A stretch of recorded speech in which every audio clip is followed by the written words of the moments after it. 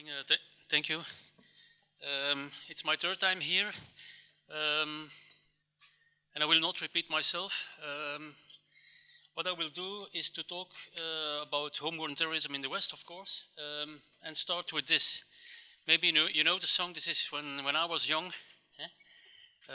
Watch what you say, or they will call you a radical. You know the group, the band who was singing this. Yeah, you are from my generation. At least one. Yeah. So this song was from 1978, and I was asking myself when I was singing it that to what extent the US was at that time in the possession of a list of radicals. Yeah? How were they monitoring these individuals, radical individuals? What I will talk about is about the threats we are facing tomorrow, the strategies in place from EU, UN, how it's implemented in Belgium, and what are the best practices, how we are coordinating, what are the best practices in terms of exchange. I'm thinking about the Radicalization Awareness Network, the RAN in Europe. It's a very powerful platform to exchange. CPOL course, for example. Just to give you an example, my colleague was this week in Germany, where he was delivering a 2-hour course on how Belgium was dealing with returnees, women, children. And I will talk about the future very quickly.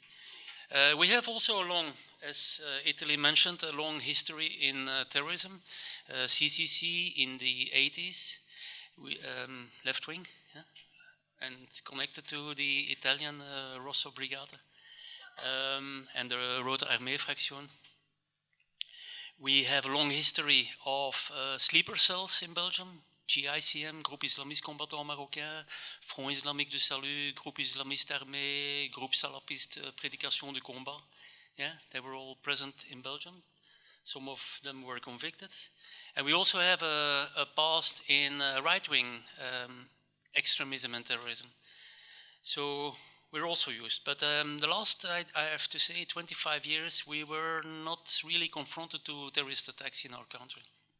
Till 2014, when we assessed that a lot of youngsters from vulnerable areas like Molenbeek, Schaerbeek, Verviers, Vilvoorde, Antwerp suddenly left as a result of this indoctrination by a couple of recruiters, hate preachers, who were very, successful in identifying youngsters with poor education, poverty in these areas, no future perspectives, and unfortunately also with a criminal background in violence. And those were the ones that were needed to be recruited because they also had no clue about Islam.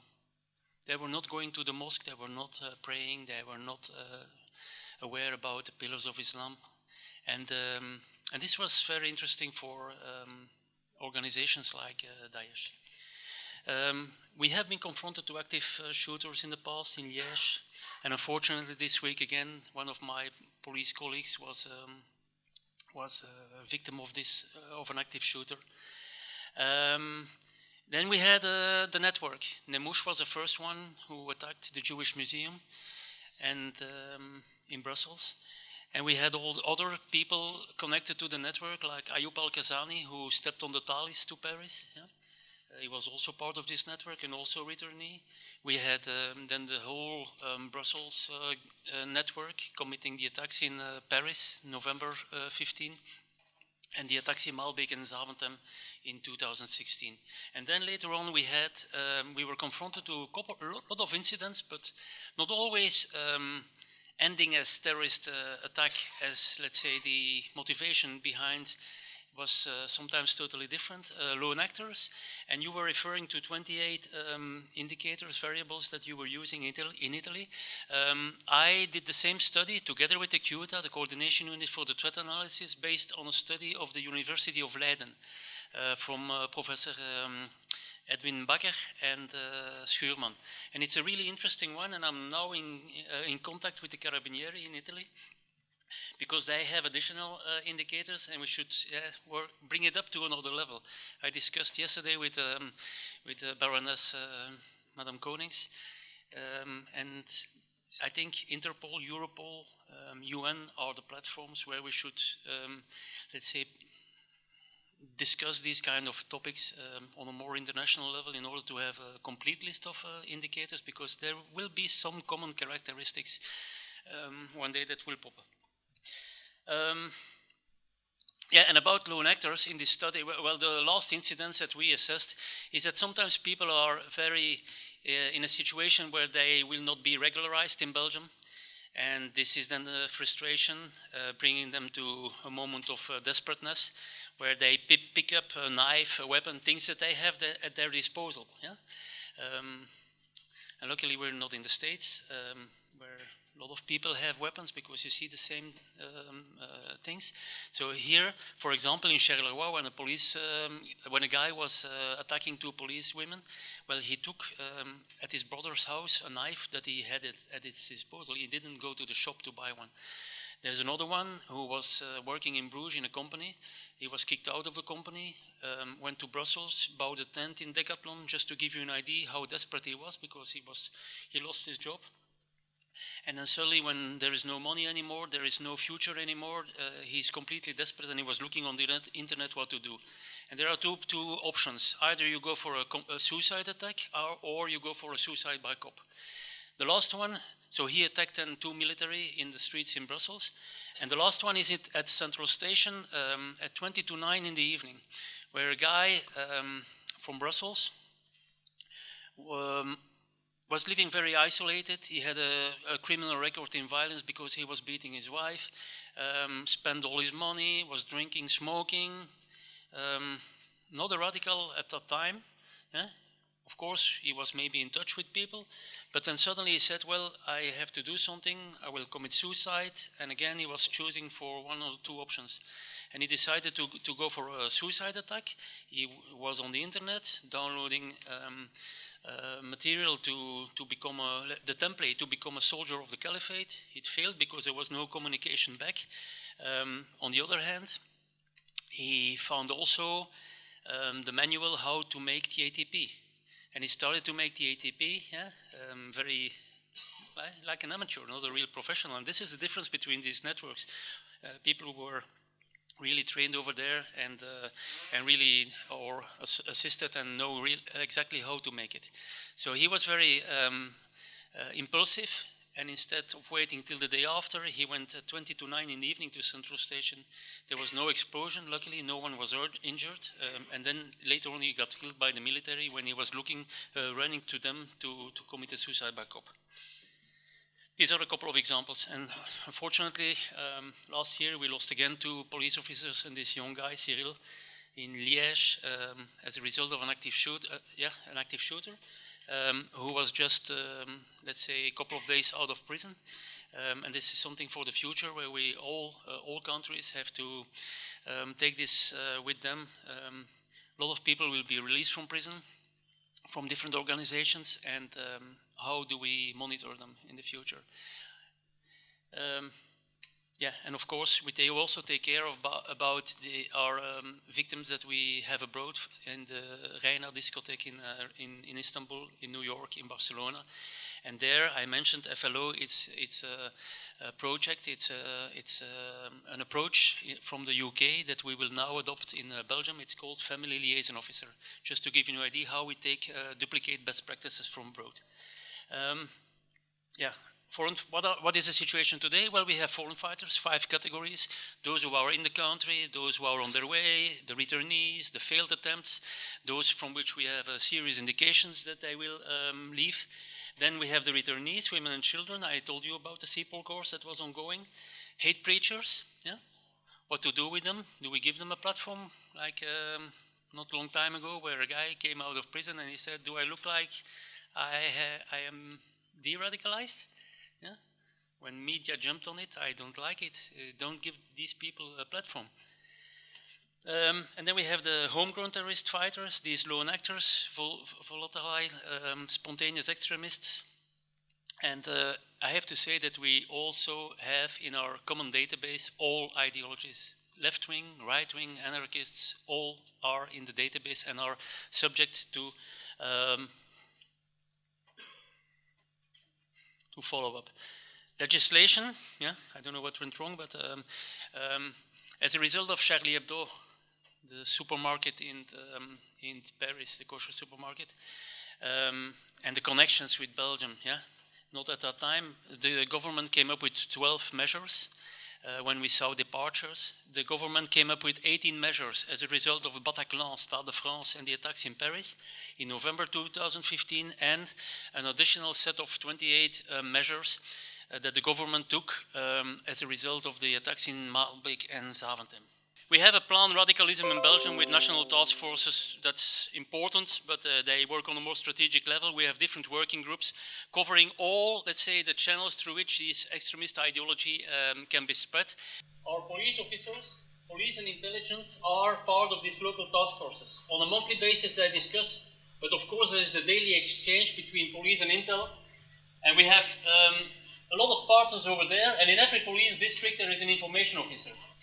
And these information officers, they bring up all the individuals that they are following, monitoring in their municipality, in their police district.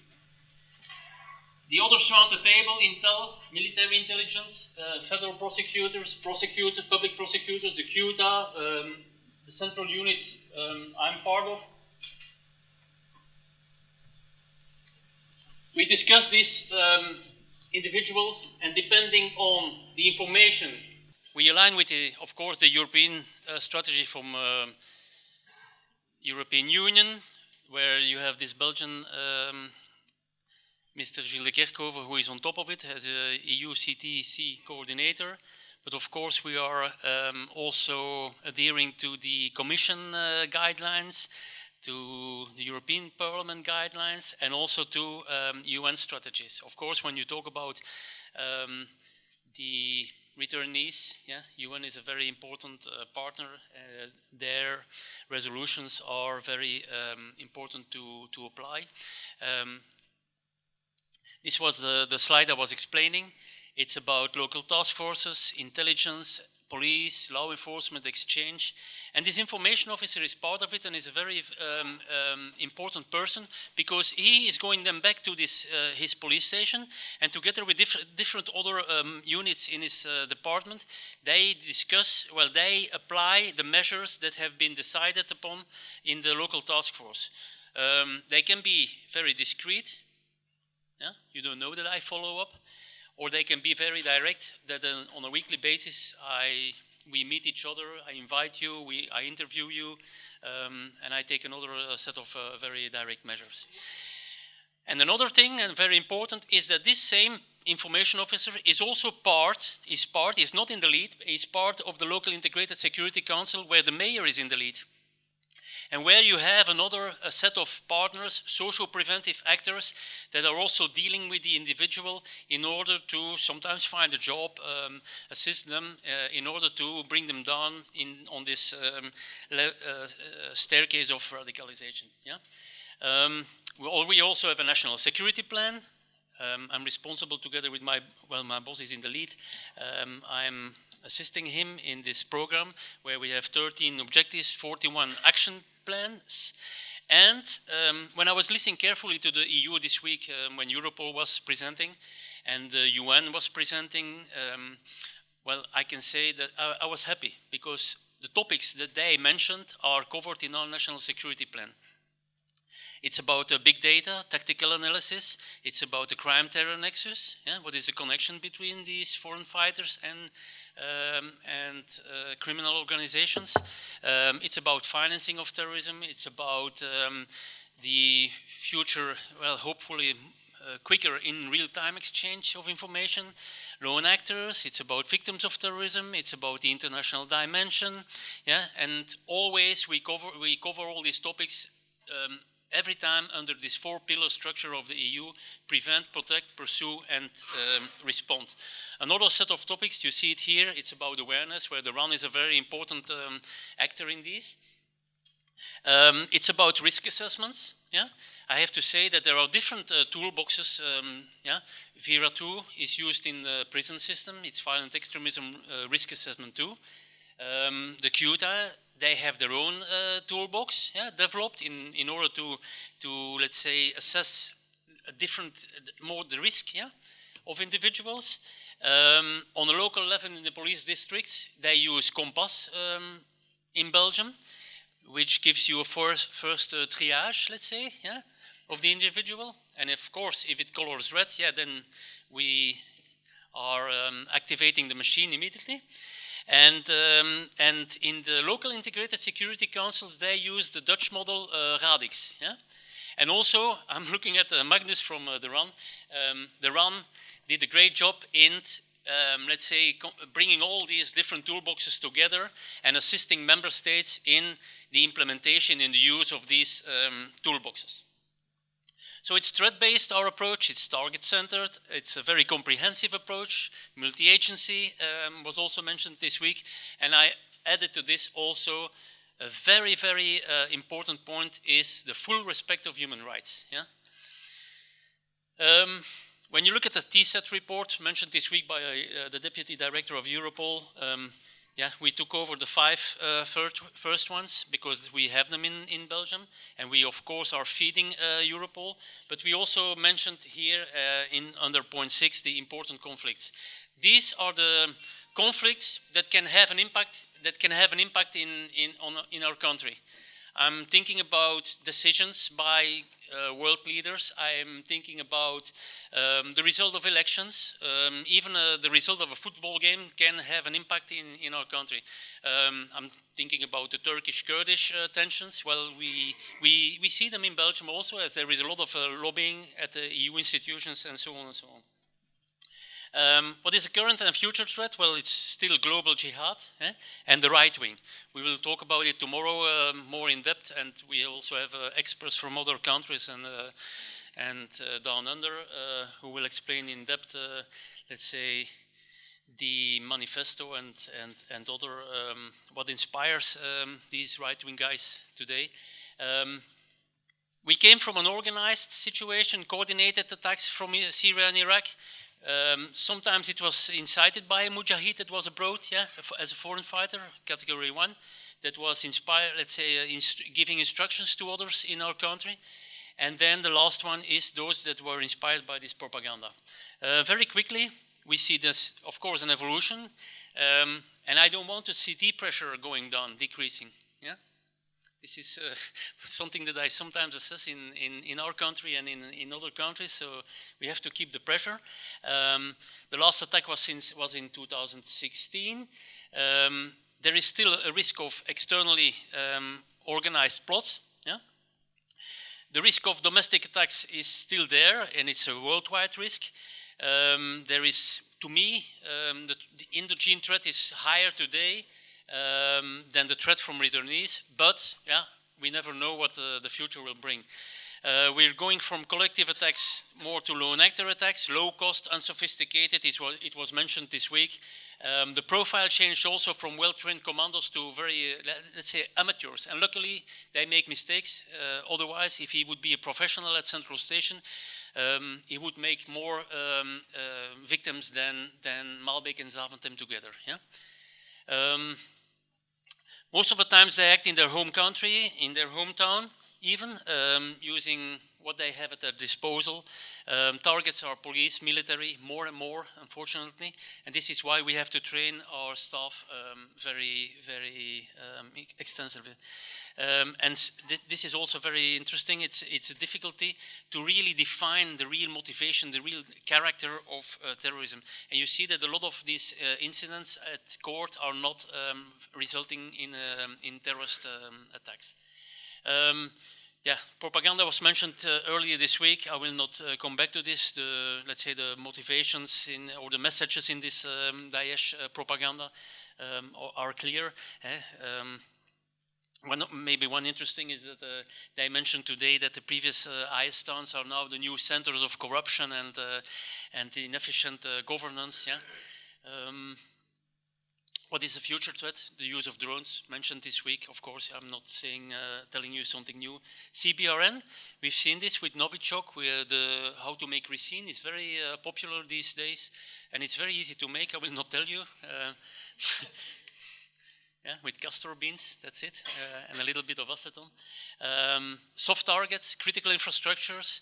We train people, staff from critical infrastructure, security agencies. Lone actors, I mentioned before. The study of Professor Bakker in Leiden is really important and interesting, these 50 indicators. And as a result of these incidents the last years and the flux of refugees in our countries, unfortunately we see polarization. And again, I'm looking at the RAN, because the RAN, years ago in the Netherlands, there was already a training course on polarization. The RAN picked it up, and we are now in the phase of implementing this training in Belgium. And it's really important that our police officers stay neutral in this. Sometimes not easy for some of them. That's why we have to invest in training. Yeah, the right wing will be covered the next couple of days, but of course, luckily in our country we are not confronted to major incidents. The only thing that I want to mention is that the judicial police of Liège could prevent an attack before Christchurch. Yeah? A guy, right wing, who was ready, he made his explosive and ready to commit an attack on a mosque in Liège. So luckily they were preventing this attack, otherwise they would not be talking about Christchurch, but about our country. Just to tell you that how quickly things can go. And unfortunately, when we were talking about foreign fighters, well, we always talk about Molenbeek. Honestly, I don't really like it because it's stigmatizing a population. But we're only talking about minors. It's a minority that was not going to the mosque, so you cannot make this connection with Islam. They had no future and they were easily recruited and left just like this. Yeah? And we didn't see it. So I would like to sit together with you later on to discuss these topics. But we see what we assess is an increase of hate speech. The polarization is really visible. And we see more and more participants also infiltrating in left-wing demonstrations. So we see also a clash between right-wing and left-wing. Yeah? This is what we assess in Belgium. And of course, an increase in xenophobia, Islamophobia, anti-Semitism. I will refer tomorrow to the survey of the Fundamental Rights Agency. And it's a sign that there is something ongoing. I will end with this here. We have within the Belgian police an Islam expert, and he said, listen, due to the deterritoriality of Al-Qaeda and Islamic State, and it was mentioned very extensively yesterday in this panel, fantastic speakers, where they mentioned the different wilayats of Islamic State and Al-Qaeda. Well, due to this, we will maybe face tomorrow problems in Belgium, in Europe, in our member states, because maybe we will see again departures to these countries. Yeah? And therefore, passenger name records is really very important. We are in the lead in this in Belgium, but of course there's still much more to do. And he also warns for, if we are not taking care of the radicalization in these vulnerable areas, probably tomorrow we will see again frustrated youngsters, desperate, looking for a future abroad, and maybe they will be again easily recruited by maybe other or the same hate preachers. The crime-terror nexus is something that we have to follow up very closely. And he also mentions that he is a little bit afraid of a revival of old networks. People who leave jail have this status, are considered heroes, and that they will again be the ones who will be recruiting others. My recommendations is invest in community policing, invest in local partners, try to integrate them, listen to them, respect them, yeah?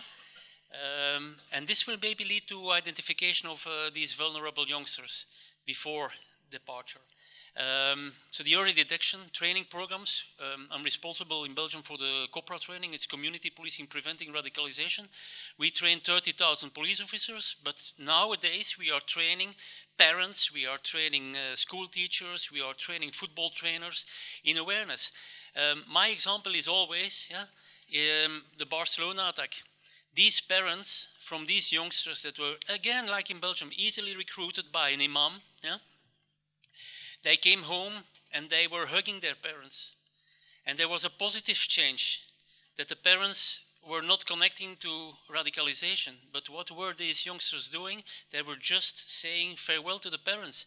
And then they left to this abandoned house where they made their TTP and were, luckily they were not at the point to execute plan A, but you can imagine what catastrophe, let's say, we escaped of.